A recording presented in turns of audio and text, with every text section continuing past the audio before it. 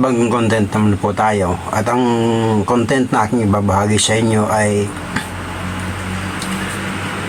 tungkol sa Book of Genesis, na kung inyong titingnan simula chapter 1 hanggang chapter 11, dito ating makikita yung 7 principles of God, lamp and light of faith. Bago ng Diyos nilikha ang generation of faith sa Genesis chapter 12 sa buhay ni Abraham, makikita natin dito sa chapter 1 hanggang chapter 11 ng Book of Genesis.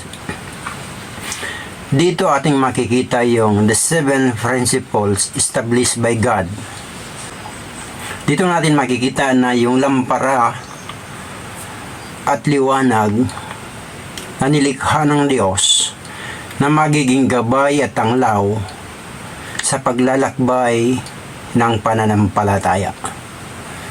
So dito ating makikita na isa-isa 7 panuntunan na 7 principles ng Diyos na dapat malaman, sapagkat bago ng Diyos nilikha ang pananampalataya sa chapter 12, meron siyang inilagay na lampara at ilawan na magbibigay tanglaw sa paglalakbay ng pananampalataya. So napakahalaga na ating makita ang disenyo ng Diyos, sapagkat sa simula pa lang inilatag na ng Diyos yung kanyang design para sa bawat isa na sasampalataya sa Kanya at lalakad sa pananampalataya na kinalulugdan ng Diyos. Kaya nga napakahalaga upang wag tayong maligaw na kailangan meron tayong lampara at meron tayong ilawan.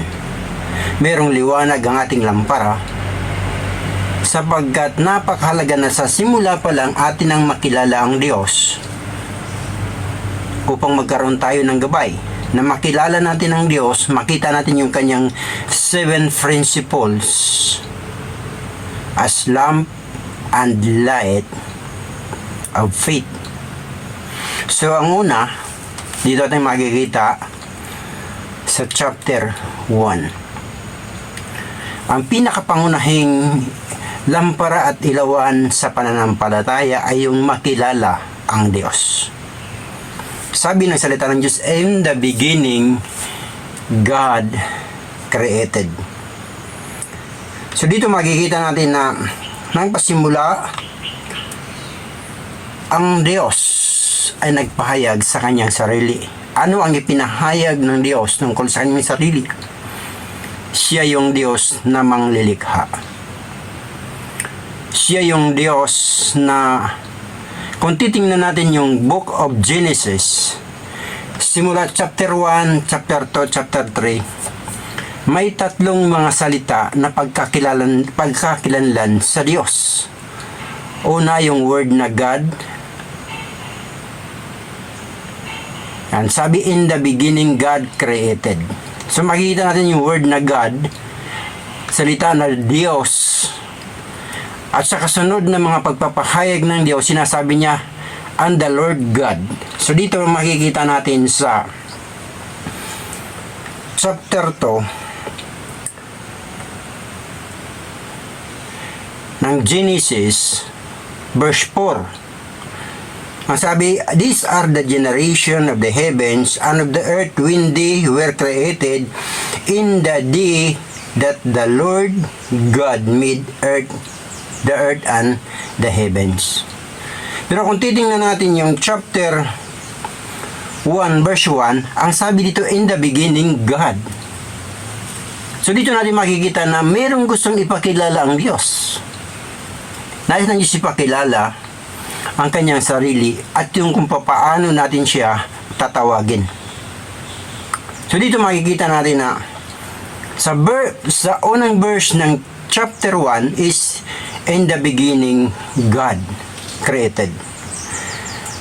Then ipinakita niya yung pagkatawag sa kanya na sa verse 4 ng chapter 2, these are the generation of the heavens and of the earth when they were created in the day that the Lord God made the heaven and the earth.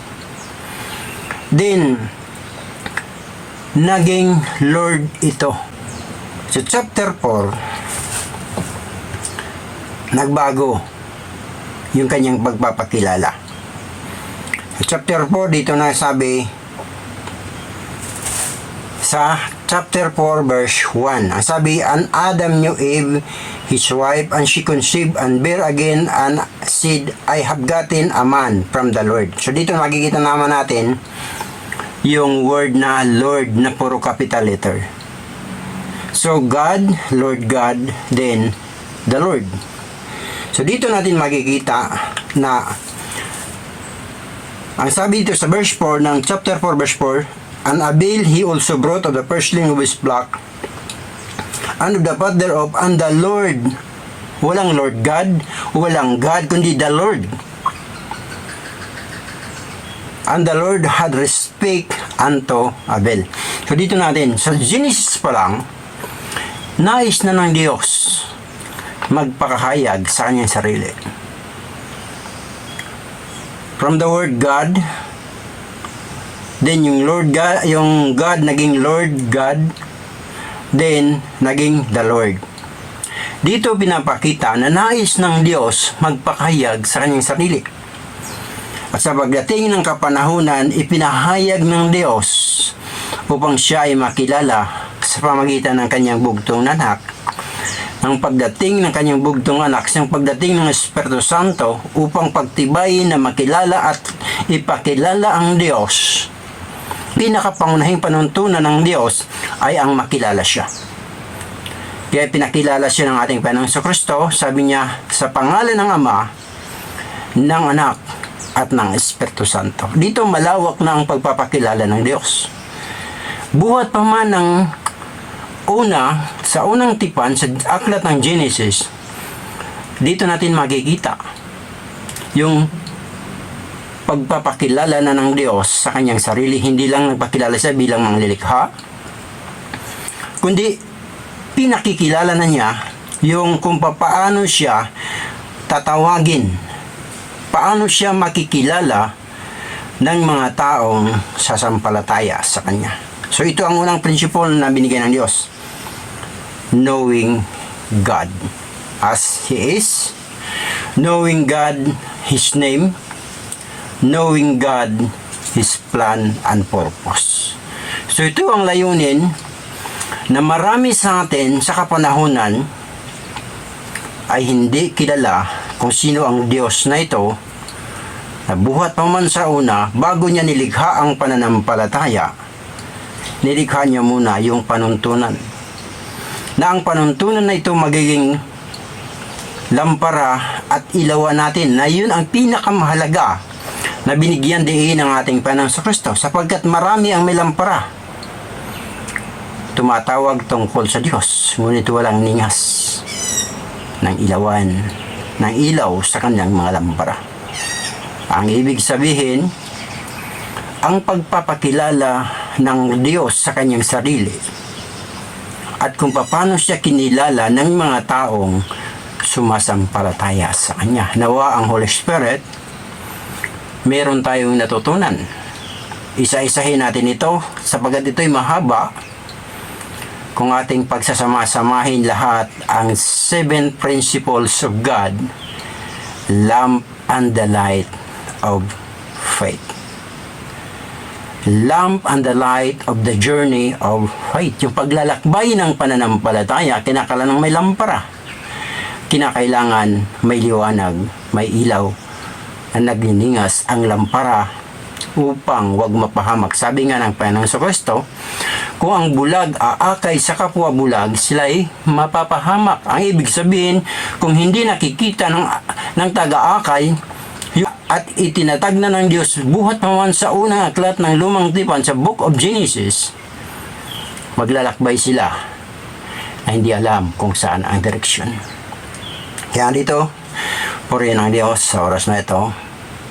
Sa kapahayagang ito na pinagtiwala sa atin, na ibinabahagi ko naman upang tayo ay magkaroon ng unawa at pagkaalam na mabukas yung ating espiritual na mga mata at unawa upang malaman kung tayo ba ay nasa ilalim ng gabay at panuntunan ng pananampalataya na itinatag ng Diyos sa lumang tipan, lalo na sa aklat ng Genesis.